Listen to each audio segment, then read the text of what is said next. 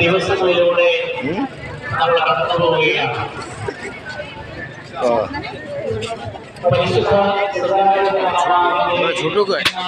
നമ്മൾ ഓർക്കുമ്പോൾ ഈ ഭൂമിയിൽ കാലുമുന്നി നിന്നുകൊണ്ട് നമ്മളൊന്ന് ഒരേ സ്വരത്തിൽ നിന്ന് പ്രകീർത്തിക്കുകയാണ്, നന്മ നിറഞ്ഞവളെ നിനക്ക് പ്രണാമം. പരിശുദ്ധ അമ്മ പ്രാർത്ഥിക്കുമ്പോൾ ഈ പള്ളിപ്പുറത്തിന്റെ തിരുവോരങ്ങൾ മുഴുവൻ മരിയൻ പ്രകീർത്തനങ്ങളാൽ വിശുദ്ധമാകുന്ന ധന്യമായ ഒരു സായാഹ്നത്തിലൂടെയാണ് നമ്മളെല്ലാവരും ഇപ്പോൾ കടന്നുപോയിക്കൊണ്ടിരിക്കുകയാണ്. ഈ ഭൂമിയിൽ നമ്മെ പോലെ ഒരുവളായി ജീവിച്ച് ജീവിതത്തിന്റെ പരിമിതികളിൽ നസ്രത്തിലെ കുടുംബത്തിൽ ഒതുങ്ങിക്കഴിഞ്ഞ ഗ്രാമീണ കന്യകയായ പരിശുദ്ധ അമ്മ നമ്മൾ പ്രത്യേകിച്ച് കടക്കുമ്പോൾ ഈ മാതൃഭക്തി എന്ന് പറയുന്നത്, പരിശുദ്ധ അമ്മയോടുള്ള നമ്മുടെ മാധ്യസ്ഥ പ്രാർത്ഥന എന്ന് പറയുന്നത് കുറച്ചുകൂടി തീവ്രതയുള്ളതായിട്ട് മാറുന്ന ഒരു സമയമാണ്. അതുകൊണ്ട് ഇവിടെ എത്തിയിരിക്കുന്ന എല്ലാവർക്കും ഈ അമ്മയുടെ മാധ്യസ്ഥ ശക്തിയെ ആചരിച്ചുകൊണ്ട് പ്രാർത്ഥിച്ച് ഈ തിരുനാൾ ആഘോഷങ്ങളിൽ പങ്കെടുക്കുമ്പോൾ നിങ്ങൾക്ക് എല്ലാവർക്കും ഈ തിരുനാളിന്റെ മംഗളങ്ങൾ ഞാൻ സ്നേഹപൂർവ്വം ആശംസിക്കുകയാണ്. കേരള സഭയിൽ ഒരു പള്ളിയിലെ തിരുനാൾ എന്ന് പറഞ്ഞാൽ, പ്രത്യേകിച്ച് ഒരു പുരാതന ദേവാലയത്തിലെ തിരുനാൾ എന്ന് പറഞ്ഞാൽ, അതൊരു ദേശത്തിന്റെ മുഴുവൻ തിരുനാളായിട്ടാണ് നമ്മളിവിടെ ആഘോഷിക്കും. സെപ്റ്റംബർ മാസത്തിലേക്ക് കടക്കുമ്പോൾ ബിച്ചൂർ മുത്തയുടെ തിരുനാൾ നമ്മൾ ആഘോഷിക്കും. ഒക്ടോബർ മാസത്തിലേക്ക് കടക്കുമ്പോൾ കൊരട്ടി മുത്തയുടെ തിരുനാൾ നമ്മൾ ആഘോഷിക്കും. ഡിസംബർ വരുമ്പോഴേക്കും മുട്ടത്തമ്മയുടെ തിരുനാൾ നമ്മൾ ആഘോഷിക്കും. ഈ തിരുനാളുകളെല്ലാം ഒരു ദേശത്തിന്റെ ആഘോഷമായിട്ടാണ് തലമുറകളായിട്ട് നമ്മൾ ആഘോഷിച്ചു കൊണ്ടിരിക്കുക. ഉയർന്നവളാണ് എന്ന് നമുക്കറിയാം. അമ്മ എല്ലാവരുടെയും അമ്മയാ.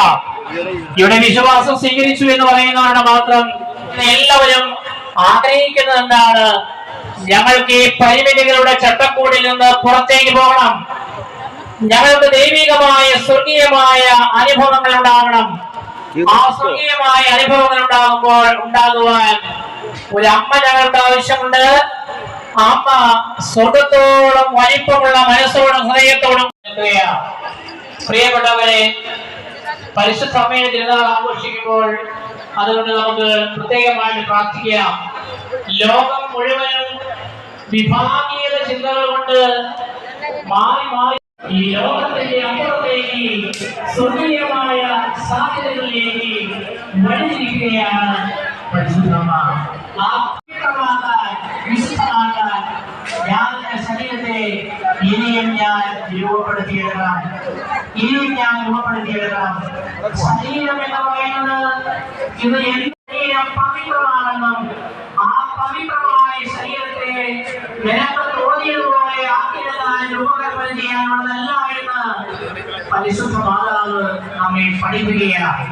എന്റെ ശരീരം ചിത്രങ്ങൾ വരയ്ക്കാനുള്ള ക്യാൻവാസ് ബയോമാസായിട്ട് മാറുന്നത്. കാലഘട്ടം മാറുമ്പോൾ സൗകര്യത്തിന്റെ പ്രതീകമായിട്ട് മനുഷ്യന്റെ കൈകളിലും ഉടലിലുമെല്ലാം വെച്ച് കാലഘട്ടത്തിനനുസൃതമായിട്ടുള്ള വ്യക്തികളായിട്ട് മാറുമ്പോൾ ഓർക്കുക, തോന്നിയത് കാണിക്കാൻ തന്നതല്ല ദൈവം ഉടൽ. പരിശുദ്ധ അമ്മ തന്റെ ഉടൽ ഈ ശരീരം നീ പവിത്രീകരിക്കണം. ഈ ശരീരത്തിൽ ദൈവഹിതമനുസരിച്ച് ജീവിക്കുമ്പോൾ ഈ ശരീരത്തെ ദൈവികമായ പ്രഭയിൽ ദൈവികമായ പരിവേഷത്തിൽ നീ അതിനെ വർണ്ണാഭമാക്കിക്കൊണ്ടിരിക്കും. ആ സൗന്ദര്യം ദൈവം തരുന്ന സൗന്ദര്യമാണ്. ആ സൗന്ദര്യമാണ് സ്വർഗത്തിലേക്ക് പ്രവേശിക്കുവാനുള്ള പാസ്പോർട്ട് എന്ന് പരിശുദ്ധ മാതാവ് സ്വർഗാരോപണ തിരുനാളിൽ നമ്മെ ഓർമ്മപ്പെടുത്തുകയാണ്. പ്രിയപ്പെട്ടവരെ, നമുക്ക് പ്രാർത്ഥിക്കാം. നമ്മളെല്ലാവരും ആഗ്രഹിക്കുന്നത് ഈ ഭൂമിയിൽ അങ്ങനെ ജീവിച്ചു പോകാൻ വേണ്ടിയിട്ടല്ല. നമുക്ക് ആഗ്രഹമുണ്ട് സ്വർഗത്തോളം പ്രവേശിക്കണമെന്ന്. ആ സ്വർഗത്തിലേക്ക് ഞാൻ പ്രവേശിക്കണമെങ്കിൽ ഈ വിശുദ്ധി അകത്തും പുറത്തും ഒരേപോലെ ഉണ്ടാകട്ടെ. അകത്തെ സൗന്ദര്യം പുറത്തെ കുറച്ചും കൂടി മനോഹരമാക്കി മാറ്റും. എന്റെ ഉള്ളിന്റെ സൗന്ദര്യം എന്റെ പുറമേയുള്ള സൗന്ദര്യത്തെ പ്രഭാപൂരി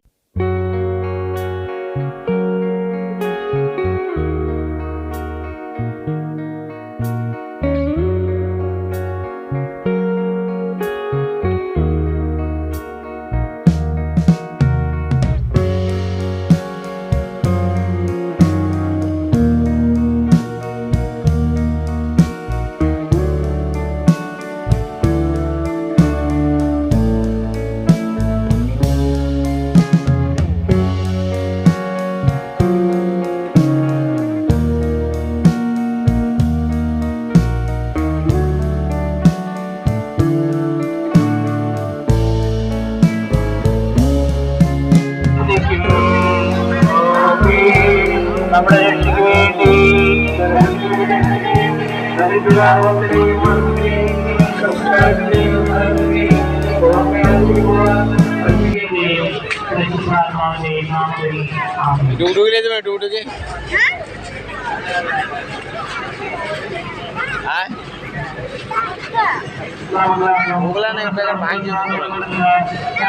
బాబు కదా టూర్